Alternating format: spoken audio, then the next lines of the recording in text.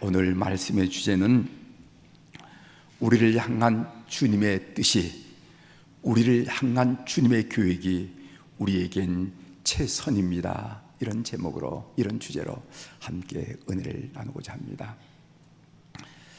우리를 향한 주님의 뜻이 우리에겐 최선입니다. 인생을 어떻게 살았어? 최선으로 살았어? 최고로 살았어? 라고 질문할 때 그 대답이 뭐냐면은 우리를 향하신 하나님의 계획과 하나님의 뜻을 구현해드리고 성취해드리는 것이 최선입니다. 그 이야기입니다. 지난주 서초 지방의 교육자들이 일본 성지 순례를 다녀왔습니다. 아니, 일본에도 성지가 있는가? 아니에요. 일본에도 여러 군데 순교 성지가 있습니다. 천하 통일을 꾀하는 도요토미 히데요시가 신앙으로 결속하는 그리스도인들을 정치적인 위협 요소로 여겨서 박해를 시작했습니다. 그래서 그는 1597년, 그러니까 우리 임진왜란 당시입니다. 우리 임진왜란이 1592년부터 1598년 7년간 있었는데, 그 당시 이 토요토미 히데요시가 1597년 프란체스코 선교사, 예수의 수도사와 신자 등 26명을 나가사키에서 십자가 처형을 했습니다. 순교자 중에는 12살, 13살 어린들도 포함되어 있었습니다. 이것이 일본 최초의 순교 사건이었습니다. 순교자 박물관을 방문했는데 거기 보면 십자가 위에서 한 순교자의 고백이 적혀져 있었습니다. 그 순교자는 폴 미키라 하는 수도자인데 그분의 고백이 있어요. 이것은 십자가 위에서 운명하면서 마지막 고백한 용어 같은 말인데 적혀져 있어서 제가 적어왔습니다. 잘 들어보십시오. 여기 계시는 모든 분들, 제가 말한 것들을 잘 들어주십시오. 저는 필리핀 사람이 아니며 틀림없는 일본 사람으로서 예수회의 수도자입니다. 저는 어떤 죄도 범하지 않았습니다. 다만 우리 주님 예수 그리스도의 가르침을 전했기 때문에 죽는 것입니다. 저는 이 이유 때문에 죽습니다. 하지만 죽음을 기쁘게 받아들입니다. 주님께서 저에게 베푸시는 커다란 은혜이기 때문입니다. 이분은 순교를 당하면서 그 순교를 주님이 자기에게 베풀어준 커다란 은혜를 고백하면서 기쁘게 받는다고 이야기하고 있어요. 저는 지금 이러한 기회를 이용해 여러분을 속이려는 것이 아닙니다. 인간이 구원받기 위해서는 그리스도의 길 외에는 다른 길이 없습니다. 단연컨대 확신합니다. 십자가 위에서 고백한 내용입니다. 인간이 구원받기 위해서는 그리스도의 길 밖에는 다른 길이 없습니다. 단연컨대 확신합니다. 그러기에 주저없이 말씀드리는 것입니다. 그리스도의 가르침은 저에게, 자신에게 해를 끼친 원수까지도 용서하라는 것입니다. 저는 쇼군 토요토미 히데요시를 말하죠. 토요토미 히데요시와 저를 사형에 처하도록 책임진 모든 일을 용서합니다. 쇼군에 대한 미움은 없습니다. 그를 포함한 모든 일본인이 그리스도교 신자가 되기를 간절히 바랄 뿐입니다. 이렇게 고백하고 십자가상에서 죽었습니다. 그 당시 나가사키에서는 그리스도인임을 밝혀내기 위해서 후미에가 행해졌습니다. 여러분, 후미에를 알죠? 후미에라는 것은 그리스도인을 적발하기 위해서 성모 마리아상이나 그리스도 성상을 발로 밟고 지나가도록 하는 거예요. 그 앞에서 주저주저 하면은 그리스도인으로 처형하고, 발을 밟고 지나가면은 그리스도인 아님을 인정하고 보내주세요. 여러분, 엔토 슈샤키 쓴 침묵이란 소설에 나오는 후미에 여러분 아시죠? 오늘 그리스도인들에게 후미를 한다면은 어떤 일이 벌어질 것인가? 아니, 나에게 내 앞에 그리스도의 성상을 놓고 밟고 지나가라고 요구한다면은 나는 어떤 결단을 내리신가? 숙연하고 자신의 신앙을 점검하는 그런 시간으로 가졌습니다. 오늘 본문 내용입니다.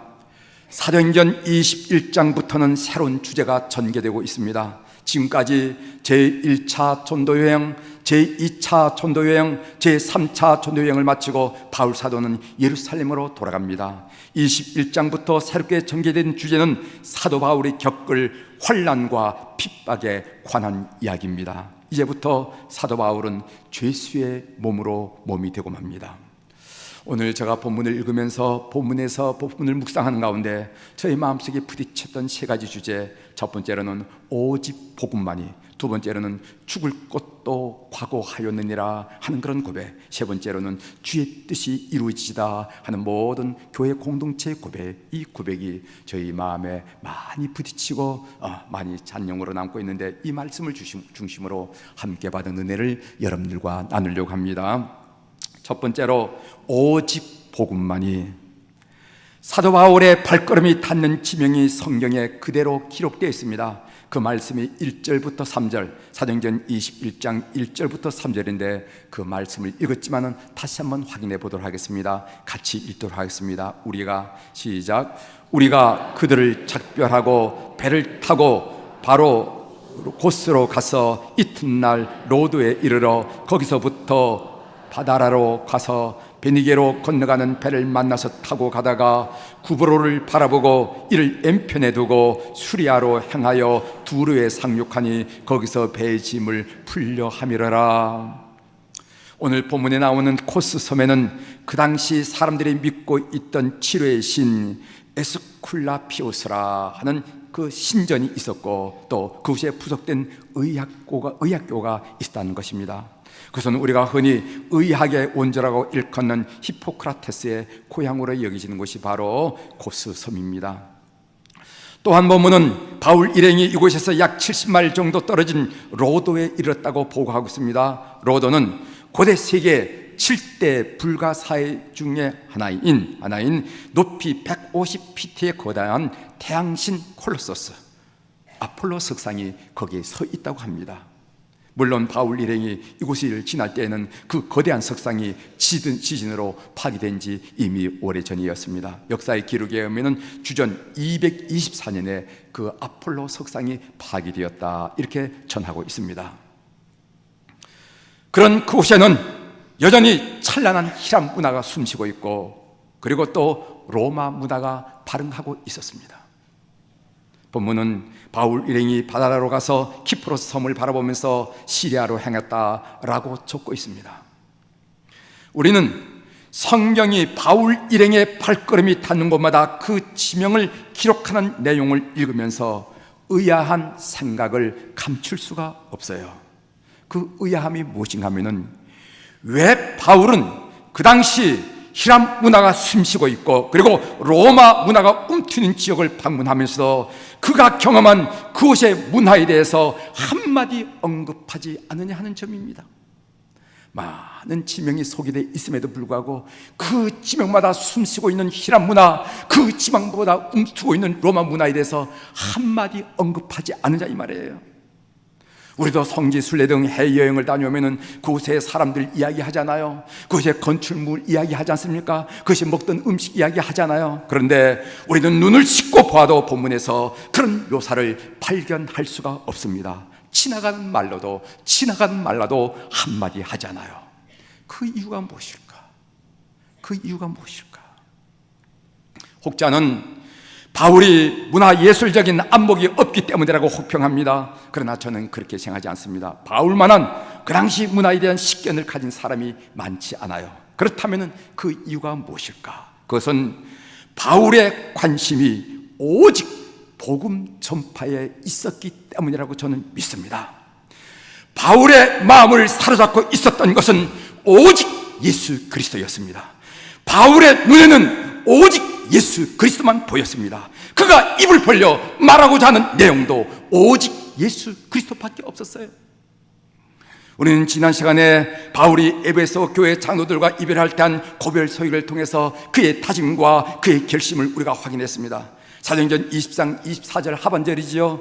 하나님의 은혜의 복음을 증언하는 일을 마치려 하면은 나의 생명조차 조금도 귀한 것으로 여기지 아니하노라. 우리가 개역 개정판의 이 번역도 우리의 심금을 울리는 그런 고백이에요. 하나님의 은혜의 복음을 증언하는 일을 마치려 하면은 나의 생명조차 조금도 귀한 것으로 여기지 아니하노라. 이 말씀을 영어 번역에는 이렇게 표현했다고 제가 여러분들에게 소개해드렸습니다. 복음 증언한 일이 아니면은 나의 생명은 가치가 없습니다. 이렇게. 여러분은 어느 순간에 무슨 일을 하실 때 여러분의 생명이 가치 있다고 느끼십니까? 야, 참 내가 살아있다는 것이 보람이 있구나. 내가 살아있다는 것이 감격이구나. 내가 살아있다는 것이 의미구나. 여러분 무슨 일을 할 때 어느 순간에 그런 걸 느끼냐 말이죠. 한번 생각해 보십시오. 바울은 복음을 전할 때라고 이야기하고 있습니다. 복음을 전하는 일, 그것은 살고 죽는 생명의 가치를 논할 만큼 소중한 일이라는 것을 우리는 이 본문을 통해서 새겨보았습니다. 우리 감리교회 창시한 존 웨슬리 목사는 그의 후예들에게 이런 부탁을 했습니다. 들어보십시오. 당신은 영혼을 구원한 일 외에는 아무 일도 하지 마시오. 이 일로 시간을 보내고 이 일에 당신이 쓰임받도록 하시오. 보시오, 당신이 얼마나 많은 설교를 했느냐, 또 얼마나 많은 일에 관심을 가졌느냐가 문제가 아니라 당신이 최선을 다해 영혼을 구했느냐 못 구했느냐가 문제입니다. 할 수 있는 대로 많은 죄인을 데려와 회개시켜 구원받게 하시오. 이게 존 웨슬리가 우리에게 한 이야기입니다. 할 수 있는 대로 많은 죄인을 데려와 회개하여 구원받게 하시오. 두 번째로 저희 마음에 크게 생각되어진 말씀은 죽을 것도 각오하였느라는 바울 사도의 고백입니다. 우리는 사도행전에서 바울 사도가 예루살렘에 가면은 환난과 핍박이 기다리고 있을 것이라는 사실을 여러 차례 걸쳐 듣게 됩니다. 밀레도에서 예언을 들을 때입니다. 사도행전 20장 23절이죠. 오직 성령이 각 성에서 내게 증언하여 결박과 환난이 나를 기다린다 하시나. 두로에서 성도들을 만날 때였습니다. 사도행전 21장 4절이죠. 제자들을 찾아 거기서 이래를 머물더니 그 제자들이 성령의 감동으로 바울더러 예루살렘으로 들어가지 말라 하더라. 가이사라에서는 아가보라 하는 연자가 실제로 행동을 해 보이면서 예루살렘에 될 일을 예언합니다. 그 말씀이 우리가 읽은 사도행전 21장 11절 12절에 나와 있죠. 우리 한번 같이 읽어보도록 하겠습니다. 사도행전 21장 11절 12절입니다. 우리에게 와서 바울의 띠를 가져다가 자기 수족을 메고 말하기를 성령이 말씀하시되 예루살렘에서 유대인들이 이같이 띠 임자를 결박하여 이방인의 손에 넘겨주리라 하거늘 우리가 그 말을 듣고 그곳 사람들로 더불어 바울에게 예루살렘에 올라가지 말라 고하니. 여기서 우리가 한 가지 주의 깊게 관찰해야 할 부분이 있습니다. 바울 사도가 예루살렘에 올라가면 결박과 환난이 기다린다고 성령께서 분명히 말씀하셨지만 성령께서 그에게 가지 말라고 말씀하지 않으셨다는 사실입니다. 사도 바울에게서 예루살렘에 가지 말라는 말은 누가 하고 있습니까? 사람들이 하고 있을 뿐이에요.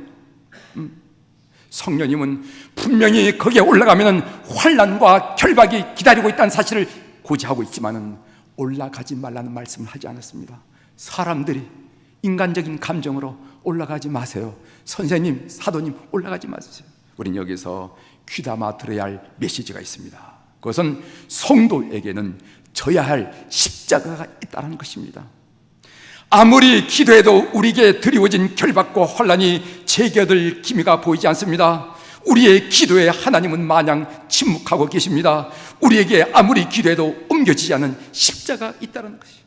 어떤 이에게는 그 십자가가 남편이 될 수가 있고, 어떤 이에게는 그 십자가가 자녀가 될 수가 있고, 어떤 이에게는 그 십자가가 생활 여건이 될 수가 있고, 어떤 이에게는 그 십자가가 치우지지 않는 과거의 상처, 트라우마가 될 수가 있고, 어떤 이에게는 그 십자가가 치유받지 않는, 치유되지 않는 질병이 될 수가 있습니다.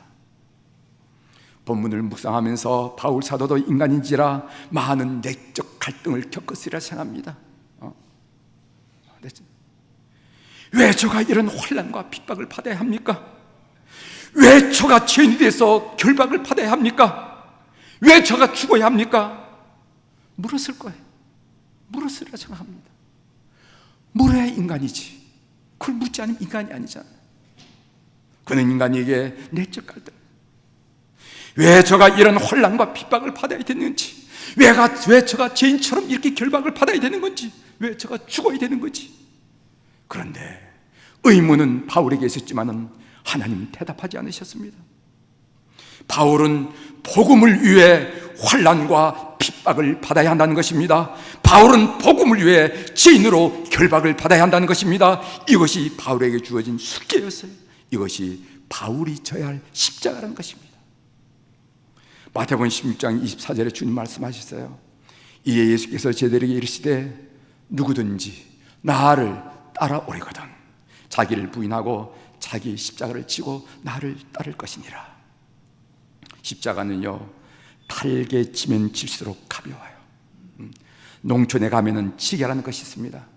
우리 김청 권사님이 글을 쓰는 것 중에 지게라 하는 제목의 글을 쓴 걸 봤는데, 여러분 지게 쳐 보셨어요? 지게는 당차게 멜빵을 바짝 당겨서 등에 밀착시키면은요 짐이 좀 쉬워요. 그런데 지게를 지기 싫어서 멜빵을 길게 늘어뜨려서 억지로 지게 되면요 허리가 꺾이고 균형을 잡을 수가 없어서 힘이 배로 3배로 드는 것을 경험하게 됩니다. 사랑하는 교회 여러분, 이것이 편치 않는 나에게 주어진 십자가라면은 달개치는 여러분들의 결심과 결단이 있기를 주의 이름으로 고면합니다. 세 번째로는 주의 뜻이 이루어지다 하는 고백입니다. 사도행전 21장 14절의 고백은요 교회 성도들이 한 고백이에요. 우리 한번 같이 읽어보도록 하겠습니다. 사도행전 21장 14절, 그가 시작, 그가 곤함을 받지 아니하므로 우리가 주의 뜻이 이루어지다 하고 그쳤노라. 그가, 바울을 말하죠. 곤함을 받지 않으면 성도들이 쌍수를 들어서 예루살렘 가지 마세요, 예루살렘에 올라가지 마십시오, 예루살렘 성에 들어가지 마십시오 이럴 때 그가 곤함을 받지 아니하므로 우리라는 것은 이 사도행전의 기자인 누가를 비롯한 성도들만, 우리가 주의 뜻이 이루어지이다, 주의 뜻이 이루어지다 하고 그쳤노라 이렇게 말하고 있어요. 대부분의 경우에 우리는 우리의 뜻과 교육을 가지고 인생살이를 하고 있습니다. 살림살이에 대한 교육이 있습니다. 자녀 교육에 대한 교육이 있습니다. 목회 교육도 있습니다. 우리는 우리의 뜻과 교육이 이루어지기를 늘 기도하고 있습니다. 그것은 잘못된 일이 아닙니다. 열심히 기도해야 됩니다. 그런데 우리가 꼭 기억해야 할 일이 있습니다. 그것은 우리를 향한 하나님의 계획과 뜻이 있다는 사실입니다. 여기서 있는 저를 향한, 여기 있는 우리 장로님과 찬양대와 성가대와 우리 권사님과 지사님과 모든 성도님들 향하여 나에 관계없이, 학식 유무에 관계없이, 가진 거 없는 거와 관계없이 모두에게 하나님의 계획과 뜻이 있다는 것입니다. 성경이 강조하는 것은 우리는 우연의 산물이 아니라는 것입니다. 우리의 출생은 실수도 아니고, 우리의 출생은 불운도 아니고, 우리의 출생은 우연도 아닙니다. 혹 부모님은 교육하지 않았을지라도 하나님은 우리를 교육하시다는 거예요. 신방을 하다 보면은요, 넷째 낳고 다섯째 낳거든요. 조금 멋쩍어서 그런 건지 지금 찬양을 받아야 일이지만, 목사님 얘가 넷째인데요 우리가 교육하지 않은데 생겼어요, 그런 얘기를 하는 분이 있어요. 그 얘기예요. 부모님은 교육하지 않을지라도 하나님은 교육했다는 것입니다. 우리가 지금 숨쉬고 있다는 사실은 갑작스럽게 이루어진 의미 없는 운명도 우연의 결과도 아닙니다. 여러분, 시편 139편 13절부터 18절을 보십시오. 이런 내용입니다. 주께서 내 내장을 지으시고 나의 모태에서 나를 만드셨나이다. 내가 주께 감사함은 나를 지으심이 심히 기묘하심이라. 내 형질이 이루어지기 전에 주의 눈이 보셨으며 나를 위하여 정한 날이 하루도 되기 전에 주의 책에 다 기록이 되었나이다. 내 형질이 이루어지기 전에, DNA, RNA가 모여서 나라는 인간을 만들기 전에, 내 형질이 이기 전에 주의 눈이 이미 보시고 계셨고, 그리고 나를 위해 정한 날, 내가 이 세상 태어나서 한 날이 되기 전에 이미 내 인생에 대해서 치밀한 계획을 우리 하나님은 갖고 계시다는 고백이 시편 139편입니다. 하나님이여, 주의 생각이 내게 어찌 그리 보배로우신지요, 그 수가 어찌 그리 많은지요. 내가 세려고 할지라도 그 수가 모래보다 많도소이다. 내가 깰 때에도 여전히 주와 함께 있나이다. 이렇게 고백하고 있습니다. 그렇습니다. 부도덕한 부모는 있을지라도 부적절한 자식은 없습니다. 많은 아이들이 부모의 계획과 상관없이 태어날 수 있지만 하나님의 목적과 교합 없이 태어날 수는 없습니다. 하나님은 어떤 일도 우연히 하지 아니하시고 어떤 일도 절대 실수하지 않으십니다. 우리를 향하신 하나님의 뜻이 있다는 것입니다. 내 뜻과 하나님의 뜻이 서로 상충할 때, 내 뜻과 하나님의 뜻이 서로 충돌할 때 내 뜻을 포기해야만 합니다. 그리스도인이 일평생 살아가면서 배우는 것이 무엇인가 하면 그것은 바로 내 뜻을 주님의 뜻에 복종시키는 일이에요. 복종시키는 일. 이것이 우리 성도들이 이게 쉽지 않기 때문에 평생 훈련하고 가슴을 치고 무릎 꿇고 배워나가는 게 뭐냐면 복종이에요. 내 뜻과 하나님의 뜻이 상충하고 내 뜻과 하나님의 뜻이 충돌할 때 내 뜻이 부서지고 내 뜻이 깨어지고 내 뜻이 가루가 되고 하나님의 뜻이 내 삶을 통해서 온전히 성취되고 구현되는 것, 이것이 우리들의 성도들의 삶의 길이라는 것입니다. 주의 뜻이 이루어지다. 성도가 마지막 할 말은 바로 이것이어야 합니다. 건강하든 병들든 일이 잘 되든 잘 안 되든 순풍을 만나든 인생의 풍랑을 만나든 이 땅에서 더 살도록 생명을 연장받든 아니면은 우리 주님 품으로 안김을 받든 간에 우리가 해야 할 마지막 말은 뭐냐면은 주의 뜻이 이루어지다여야 합니다. 왜냐하면은 우리를 향한 주님의 뜻과 계획이 우리에게 최선이기 때문에 그렇습니다. 주님은 그 살아난 백성을 절대로 손해보게 하지 않으십니다. 주님은 그 살아난 백성을 절대로 실망시키지 않으시기 때문입니다. 주님은 그 살아난 백성을 결코 섭섭하게 대하지 않기 때문에 그렇습니다. 주님은 그 살아난 백성을 차선으로 다루지 않기 때문에 그럼을 믿는 여러분들이 되기를 주의 이름으로 축원합니다. 하나님은 우리를 다루실 때, 하나님이 우리를 대화하실 때, 하나님이 우리를 만지실 때 차선, 차선이 있으면 차선으로 다루지 않으세요. 꼭 최선으로 다룬다. 믿는 여러분들이 되기를 주의 이름으로 축원합니다. 이사야 55장 8절 9절에 보면은 이는 내 생각이 너희 생각과 다르며 내 길은 너희 길과 다름이니라. 여호와의 말씀이니라. 이는 하늘이 땅보다 높음 같이 내 길은 너희 길보다 높으며 내 생각은 너희 생각보다 높으니라. 이제 말씀을 마치겠습니다. 여러분, 찬송가 425장을 한번 펴보세요. 그 작사자가 폴라드라 하는 사람인데 그 폴라드에 대한 이야기를 여러분 한번 들어보셨습니까? 이 폴라드 양은 아프리카 선교사를 가는 것이 꿈에도 소원이었습니다. 그러나 그는 당뇨병과 신경계통의 질병을 앓고 병상에서 뒹굴러만 했습니다. 마음이 편하지 않아요. 하나님, 주님을 위해서 선교사로 가고 싶은데 내가 왜 이 병을 얻어서 이곳에 이렇게 고생을 합니까? 그러던 어느 날 작은 기도 모임에서 옆에서 기도하는 한 할머니의 기도 소리를 듣게 되었습니다. 한 할머니가 손을 모으고 소근소근 기도하는데 그 기도 소리가 자기에게 들리는 거예요. 뭐라고 기도하냐면, 주님이시여, 저의 삶에 어떤 일이 일어나도 좋사오니 주님의 뜻과 섭리만이 이루어지게 하옵소서. 이 할머니가 손을 모으고 기도하는데, 주님이시여, 저의 삶에 어떤 일이 일어나도 좋사오니 주님의 뜻과 섭리만이 이루어지게 하옵소서. 이런 기도를 하는 거예요. 그 기도 소리가 확성기에서 나오는 소리처럼 이 자매의 마음을 흔들었습니다. 이 할머니의 기도를 들은 순간 그의 마음이 부서지기 시작했어요. 깨어지기 시작했습니다. 그의 고집이 부서지기 시작했습니다. 그의 집념이 녹아내리기 시작했습니다. 그의 계획이 허물어지기 시작했습니다. 비록 선교사로나 하나님의 일을 하겠다는 것이었지만은 거기에는 자기의 뜻이 온통 지배하고 있음을 비로소 발견하게 된 것이에요. 하나님을 위한 일이라고 하지만은 자기의 계획과 뜻이 지배하고 있었다는 겁니다. 이런 고백과 이런 회개를 통해서 비로소 마음의 평안이 깃들기 시작했습니다. 이때 경험을 찬송시로 적은 것이 바로 찬송가 425장입니다.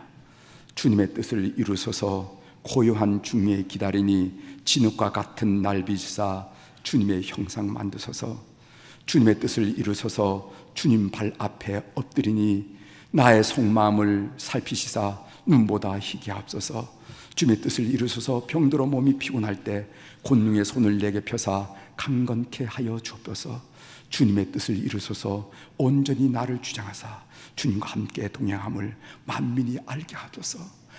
온전히 나를 주장하사 주님과 함께 살아가고 있음을 만민이 알게 해달라고. 이런 고백을 통해서 그가 비로소 마음의 평안을 얻었다는 것이에요. 우리 한번 이 찬송을 같이 부를 텐데 1절부터 4절까지 이어서 부르도록 하겠습니다. 여러분들이 좋아하는 파트를 함께 찬양하시면 더 큰 은혜가 되리라 이렇게 생각합니다. 같이 부르겠어요. 가사를 우리가 잘 생각하면서 여러분의 고백으로 불러봅시다.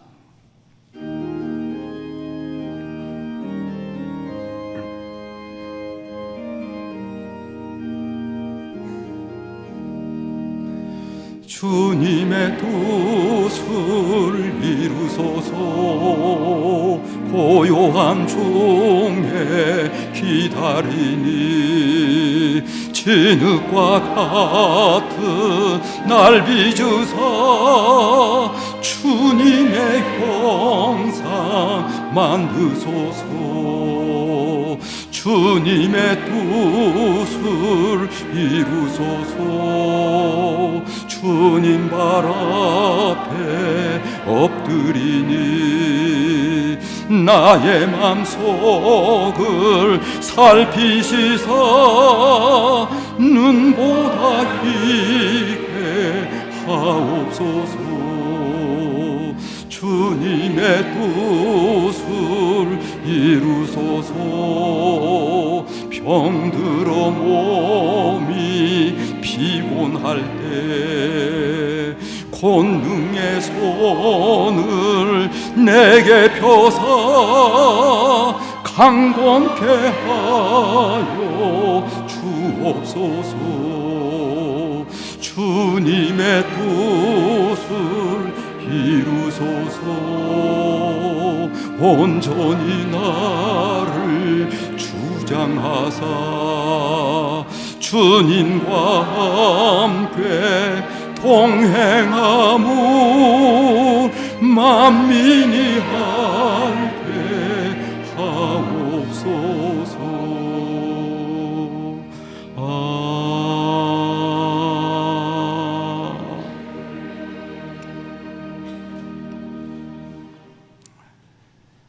초대교회 성도들이